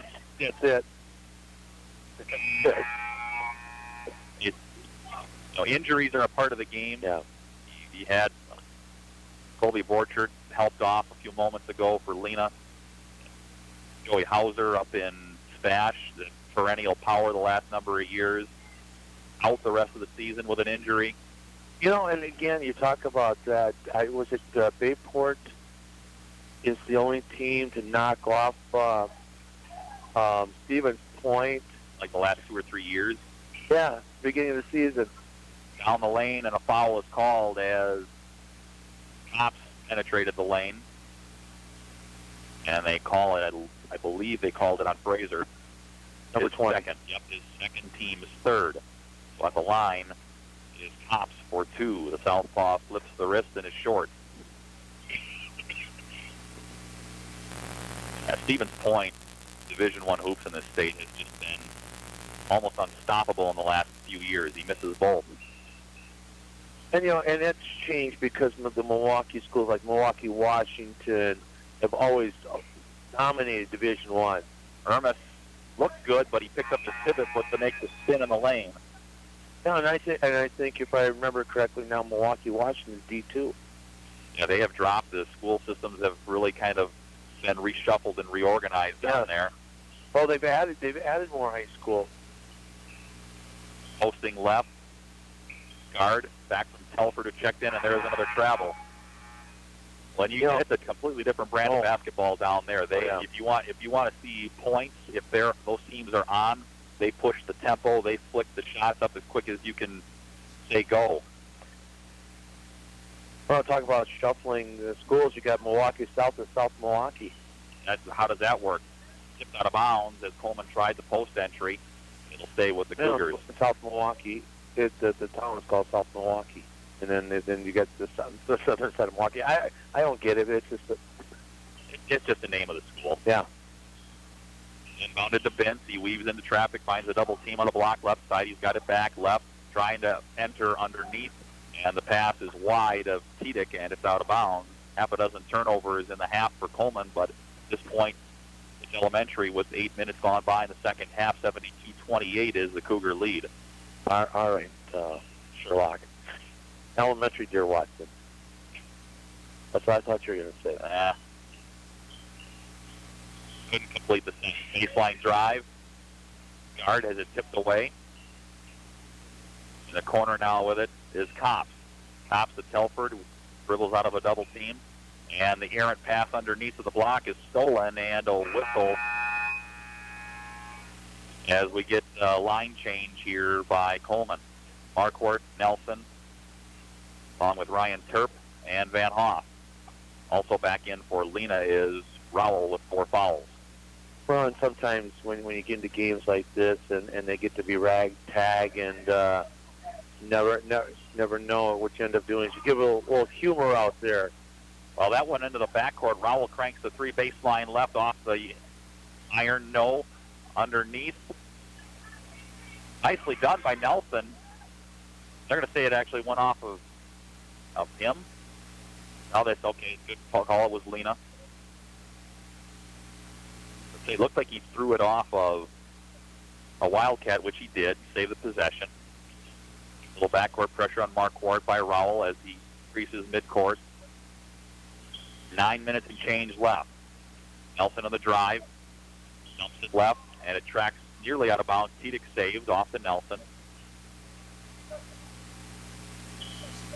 For Coleman, going to stay one loss behind Suring. Nicely done, high, low, and Van Hoff is the beneficiary. His first point. We're back to a 10-hole run here, too. That's been 4 runs of double-figure points. 3 in the air is no good by Sobek. And nearly stolen. Instead, Sobek got tied up with Van Hoff, and that's the 5th as a team on Lena with 8:45 left in the game. Oh, Lena got themselves to the foul trouble earlier in the game, and right now the referees have now told the scorekeeper, the timer, to run the clock. So we get the football equivalent here, continuous clock? Yes. And there's no such thing as going under a certain point frame either. I think it was a 45. 40 or 45? Well, it's right now 46. Last game I saw go that way was the season opener last year on a girls' game, Howard's Grove hosting New Holstein. That was a game that for about the second portion of the second half was running clock, with Howard's Grove with a substantial lead in that one. I've never, this is the first time ever. That rule was put in, I want to say, about 3 to 4 years ago, but rarely do you see it. Underneath, shot is no good by Terp, and it'll go the way of the Wildcat. And here's where that clock keeps moving. It's 74-28, ticking to 7:40 remaining in the game here in Coleman. Coleman will improve to 4-2, 2-1, or I should say 3-1 in conference play. And they lost a tough one, and it goes out of bounds on Lena. They lost a tough one in overtime. They had a chance to really level the playing field in the conference, with it being early. Coleman will see Suring again. They'll see them at the end of January on the 26th, and that'll be here. And that's one thing, you know, when you got games like this, and as a football referee, I like to let the clock run and take my time before signaling to play, you know, ready to play signal. Coleman possession. They've got Tedick, Marquardt, Nelson, along with Terp and Van Hoff out there in white and green. And the shot wild and off by Terp. Rebound back up for Terp, no good. And the rebound underneath, also in there for Lena, Derek Younger, who had the rebound. Also out there, Josh Bostwick. Out of bounds, another Lena turnover. Potter trying to go down, a little out of control, and lost it off his hand. So Lena does not play again until January. They got a couple of weeks off here with the holiday. And they've got a lot of work to do, and they need the time to get it done. Terp saves the paint and rips the net. His first point, 76-28. We had ticked to the 6-minute mark. No, the boys actually play in they get their own holiday tournament. And 27-28. So not on the schedule that we have. Rowell drops a 3, his first points of the half. He's got 8. No, it's not on the WOCO schedule, no. And that one in and out for Terp. I had Lena's schedule. It was not on Lena's schedule. Ball on the lane, basket and a foul goes Potter. Potter staying aggressive. And they call the foul on Tedick, his first team's 4th. 76-31. The clock continues to roll. 5:20 left. Vince Zeitler, along with Ty Hoffman, in for Coleman. Yeah, yeah, you're right. It's not on here, but they do have the holiday tournament that comes up between Christmas and New Year's. So eat my words, thank you. Well, no, you're right. It's not on. It's not on there, but yeah, they do have the tournament. It's just not posted. And Potter was good on the and one. Potter with 8.5. He's got 18 for the game. 4:40 left, as again we're at continuous clock at 76-34. Coleman in command. And this is good. I guarantee you'll see a different Lena team come February when these two teams meet up again in Lena, because again you've got a lot of inexperienced guys. You lost a lot of experience last year, did Lena, and their shot is good somehow. But he's not going to count it. No, that's a good call. Tedick got pinballed through a double team, threw it up and found its way home, but he was fouled before the shot. Potter coming out now. And they called it on Sobek, as Potter will come out. And in there now is Yagalo. Yagalo in. And Hoffman works the dribble. Nobody picks him up. He bounces off of Younger, and yeah, they call the travel instead. Younger didn't move. No, Younger didn't move, and he bounced well off of him. So we tick at 3:40 now left. Lena will still be looking for that first win, and they'll have that holiday tournament standing corrected. Thank you very much for doing so. Lena will play over the holidays. When I saw that, I thought there has to be a schedule miss. Zeitler with a layup and good from Vince. That ends a 6-point run by Lena. Didn't say much of that tonight. 78-34 the count. 3:20 left in the game. Sobek high right. And his pass to Younger batted out of bounds, and it will go to Coleman. Got Matthew Stutzman coming into the contest. Stutzman, a sophomore, and this roster is dotted with sophomores for Lena. And that'll be the end of the night for Chance Rowell. So Rowell sits for the final time. Nice look down low. Hoffman squeezed on a double team on the block left side, had it stolen. And before they can get back, the thumbs go up and the ball was tied up. I felt bad for Bostic there. He tried to pick it up 5 times, but like it was stuck to the floor. Somebody put a nail through the wall. He put up, he went to grab it, and it just wouldn't come with him. Turp and Wolf back in for... Got to use some different stickum on the fingertips. I guess. You can use that in basketball. I thought only Freddie Bolitnikoff used that. No, the problem is if you can't shoot well. Oh, if you can't shoot well, you don't want the ball sticking to your hand. Oh, at least you can pick it up. Okay. He might have talked to Bolitnikoff, right? Wasn't the rumors that before they made that illegal that you could see it dripping off his hands? Yes. Yeah. The things you could get away with decades ago, right? Yeah, Rocky told me about it. Rocky Blyer from Crivets. Squeezed on a double team down low with Zeitler. He kicks it back out. Wolf has it above the arc. Under 100 seconds left.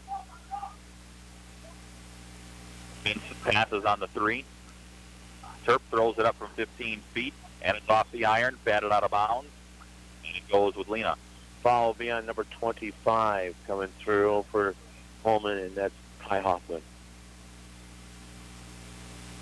So Tyler Getchell in, one of only 2 juniors on the roster for Lena. And that means everybody that played extensively the first half is on the bench. Bostwick, and a whistle and a travel. So what you look at here, though, again, for Lena, the majority of this roster is coming back. Long way to go this year. This is not a finished product by any means. When you have a coaching change and you lose a lot of experience, again, Lena lost a trio that combined to put up 52 points a game last year in a team that made the sectional semifinals. It's harder to reload year to year when you've got only 100 kids or so in the building. When on average, about half of them are of the female persuasion. Yeah. Shot is no good by Coleman. Quickly back, Lena's pass knocked out of bounds. That one off of Bostwick. I should say actually off of Coleman. Bostwick made the pass. Well, the referees are smart to hold on to the ball. No. There's 10 seconds left. The clock running. So inbounded. Nice no look by the referee. Could have been over and back. That one's thrown up no good. And the shot will not go, and that's the final. 78-34, the final count. Coleman moves 4-2. They move to 3-1 in conference play in the M&O. Lena drops to 0-5 and 0-4 in conference play. Back with the final numbers and more to Coleman after this on WOCO Stereo FM. At 24/7 well and pump service, we mean just that. Water will be available 24 hours a day, 7 days a week. Call 920-848-2407 or 920-604-2407, and a licensed professional will come out to your site. Whether it is a water system installation, repair, well inspection, or install underground water lines, they'll be there. Call 920-848-2407 or 920-604-2407. We're in the Oconto Falls area Yellow Pages. 24/7 well and pump service. Fireside Road, Oconto Falls. Tired of running to the bank for every little check? You can save a trip to the bank with the convenience of mobile check deposit from the Stevenson National Bank and Trust. Snapping a picture with our app is as safe as depositing checks at one of our 7 locations. No more rushing to the bank before closing to make those important deposits. Visit snbt.com to enroll for mobile check deposit today. The Stevenson National Bank and Trust, 101 Bray Lake Way in Oconto. Member FDIC, Equal Housing Lender.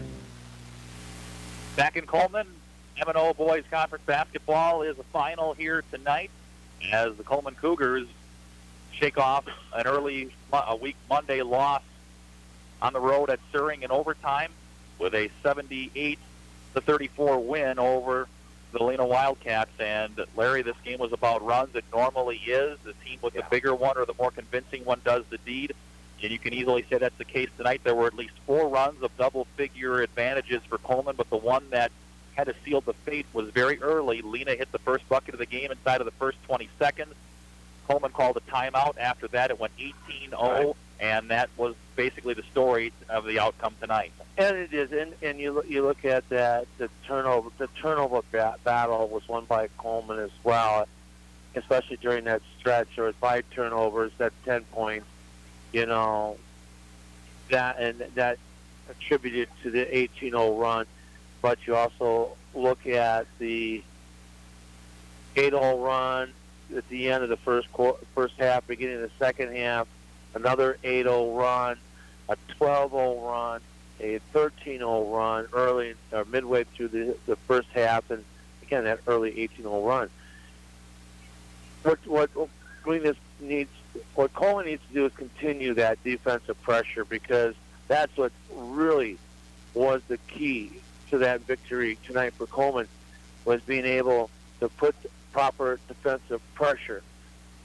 It didn't hurt that the referees also let them play a little bit more than what I've seen other games, and if a team can play a little bit like Coleman, they can they'll come on top, because they are the better physical team. So unofficially, right now, as we look at it, Cole Wolf led all scorers, 28 points. Joining him in double figures was Caden Bintz with 13. 11 of those came in the first half. Aaron Fraser hit double figures as well, 10 points in the game. Trent Ermis off the bench had 7, 6 each for Peyton Nelson and Austin Marquardt for the primary scoring for Coleman. Levi Potter led the way for Lena. He had 18 points, with 8 of those coming in the second half. Chance Rowell had 8, and those are the primary scorers for Lena. We'll step aside one more time and come back, and, well, actually, will we stay here or we take it back? Well, we'll stay here for a moment as we're going to mic up Lena head coach Fritz Widener in a moment here. Coach Widener, thanks for coming up. Appreciate it. So this is obviously a project for you. A lot of scoring loss last year. This is your first year. Talk a little bit about what has to be accomplished here yet, because obviously this is just simply one notch. You're going to be better come February at this when you play them again. Yeah. It was a tough one. Living here in Coleman, I live here, so I know all the kids, and it's like I really wanted to have a better performance. But I thought the kids played hard. But, yeah, you're right. We lost a ton last year, and I'm just trying to look at this as like a building process. We just got to get a foundation laid this year. You're right, we lost a lot last year. We had 7 seniors, and they were all just really incredible guys, and they worked hard. And being my first year, I just trying to figure out where to go. We take 2 steps forward, or take it 1 step forward and 2 steps back. So seems like we play well when we play home. We just have to figure out the road thing. So talk a little bit about how you, because when this is going on, depending upon the mental fortitude of the group that you have, it can be more difficult, or they can compartmentalize things. Right. So how do you help them compartmentalize game to game or play to play in this case? Well, hopefully they can have a short memory and get past the game or get past the last play. And you're right, it's mental, and we're awfully young. I mean, at one point I could have 5 sophomores on the floor, so and it's like they've got a lot of talent, but you're right, the mental part is there, and that just comes with experience and playing the game. And so as a coach, I just have to try and stay positive with them and try and build them up, and try not to get down on them too much when we make a silly foul or do a silly play or something like that. Just trying to stay positive with them is a big thing. And I'm sure that's a selling point. As you said, you've got a lot of sophomores here that they're cutting their teeth playing a lot of varsity minutes for the first time. So what they learn here makes the success later all the more enjoyable. Right, yeah. I by no means want to write this season off, because I think we can still accomplish a lot of good things. But I guess right now, just building a program from the ground up again after losing so much last year, we just have to try and put in a foundation to try and get things to build on. And I guess that's where we're at this year, and hopefully look forward to bigger and better things as we move down the road. So what's the last thing then, Coach? What's the message then that you take into tomorrow, prepare for your holiday tournament? Well, we just have to continue to work hard, continue to stay positive, but we really got to clean up our defense. We've got to get things moving on the offensive end too. like when we score, we score in punches, but we just have to have that confidence to do that. And I think it's a ton of credit to Coleman. They're a very solid team, and from what I've seen, they're one or two in the conference, top three for sure. And so we just have to head into a holiday tournament, just keep our head up and look for the positives, pull those positives out, and keep going from there. Coach, appreciate it. Good luck. Have a Merry Christmas and Happy Holiday. You too. Merry Christmas to you too. And we'll mic up head coach Tim Forner here in a moment of Coleman, and just a couple of other notes as far as unofficial stats to pass along. Coleman finishes the second half 13 of 25 from the field, 30 of 59 unofficially, so just over 50%, 2 of 9 from 3 for the game, 16 of 19 from the free throw line for the game. Coleman did not hit a 3 in the second half, was 2 of 3 from the free throw line. For Lena, second half, 5 of 17 from the field, 12 of 38 for the game, 2 of 9 for the game from three-point land after a 1 of 5 performance from three-point land in the second half, 2 of 4 from the free throw line. The Wildcats 8 of 16 from the charity stripe for the game. And Coach Tim Forner joining us now from Coleman. And Coach, you come off a tough one. You take Suring to overtime. You led in the first half. Your summary of what you saw tonight, it looked like the kids bounced back pretty well mentally. Yeah, I'm really proud of the kids coming out. It's hard to sometimes recover from a game like that, where you had it in hand. Simple things like free throws and turnovers cost you, and sometimes kids just drop their head and don't come up and play hard. But they responded and played hard, and very proud of them for that. So Lena gets the first bucket. They press. They kind of get you, looks like they kind of caught you off guard a little bit. You call the timeout. Obviously something very quick that you changed and led to that 18-point straight. What changed? Basically, all it was just being under control. They knew what to do. We practice it. Doesn't matter. It's a daily thing we do. They know what to do. You just saw a daily routine coming to the front when that happened. They were just out of control to start the team. So you got a couple of games here over the break. You've got Gillett coming up on the turnaround next week, and then Florence and Reedsville. Talk a little bit about the next stretch for you, what you're looking for, and what your key points are going into that stretch. Well, first of all, we're going to take care of what happens in the conference. So making a trip over to Gillett, a good young team over there. They got some size inside, so it matches up with us really well. It's an opportunity to take another step in the conference and keep building on these victories here. Going forward after that, with the non-conference schedule over the holiday time, we definitely want to continue to work on some of the things that we like to do as far as our offenses, but our defenses and rebounding is the most important keys for you to work on. So we talked at the outset, Larry and I did, about how your two teams here, Coleman and Lena, were maybe mirror images of each other this year, looking at last year. Lena had the experience. You've been kind of building with the younger guys. You've got all your key components from last year, and in some cases the year before back this year. Lena lost the heavy load of seniors that made the sectional semifinal last year. Is that kind of what you've been pitching to your guys? You're two kind of building the experience level to this season? Yeah, definitely for sure. That's something that at the end of last year we started building towards. Even we played that really good Lena team and made that sectional run.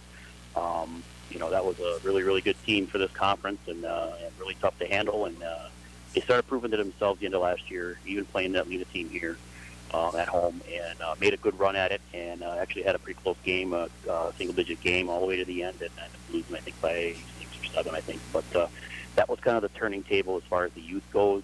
And then with the influx of kids that we've either brought up from JV or actually one incoming freshman that's actually up on varsity already. So we're building forward, and that experience with those seniors, they're huge. They've been in this with me at the varsity level for 3 years, and in this program all 4, obviously, and that's key. You can't get past the experience side of things.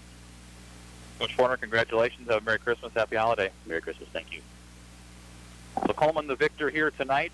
78-34. They led it 50-21 at the half, and then a 28-13 advantage in the second half, leading the way to the 78-34 final count. So again, for both teams, Coleman turns around on Tuesday, heads to Gillett before coming back here a week from Friday, the 22nd, against Florence, and then they take Christmas a couple of days before they head to Reedsville non-conference right before the new year, before heading back into conference play on January 5th in St. Thomas Aquinas. On the other side for Lena, Lena has their holiday tournament coming up after this game tonight, and then they turn it back around and play Florence on January 2nd before heading back into conference on Friday, January 5th at home against Oneida Nation. So for Larry Walter and our crew tonight from Coleman, 78-34 is the final, going the way of Coleman. They improved to 4-2, 3-1 in conference play. Lena Falls 0-5 and 0-4 in conference play. I'm Scott Nye saying so long from Coleman. You've been listening to M&O Boys Conference Basketball on WOCO Stereo FM. Holidays are a time of joy. Don't let money worries get in the way. Want a stress-free holiday? Call NEW Credit Union at 800-924-1250 and ask about our holiday loan special. That's 800-924-1250. Rates as low as 4.99% annual percentage rate for a 12-month term. Maximum amount $2,500. Our loan specialists work hard to help you get the loan that fits your needs. Rates subject to credit worthiness. Stop at any one of our locations, or you can apply online at newcu.org. Example of repayment would be a monthly payment of about $8.56 per $100 borrowed. All loans subject to approval. Federally insured by the NCUA. With offices in Oconto, Zuring, Oconto Falls, and Peshtigo, we are federally insured by the NCUA. Membership eligibility required. This holiday season, remember, we can help you own it. We all want to be self-sufficient, whether it's fixing projects at home, whether it's changing the oil on the car, or maybe even keeping your checkbook balanced. But when it comes to income taxes, trust me, you don't want to do it yourself. You don't want to do it with someone that just does it 3 months a year as a little sideline job. You need to work with a proactive 24/7 CPA firm that can actually get your results and keep more money in your pocket. Pick up the phone today. 715-735-0583. If you don't know everything about insurance, you'll profit from the knowledge and experience at the Oconto Falls Insurance Center, 113 North Main Street, downtown Oconto Falls. You'll benefit from their thorough analysis of the insurance that you really need.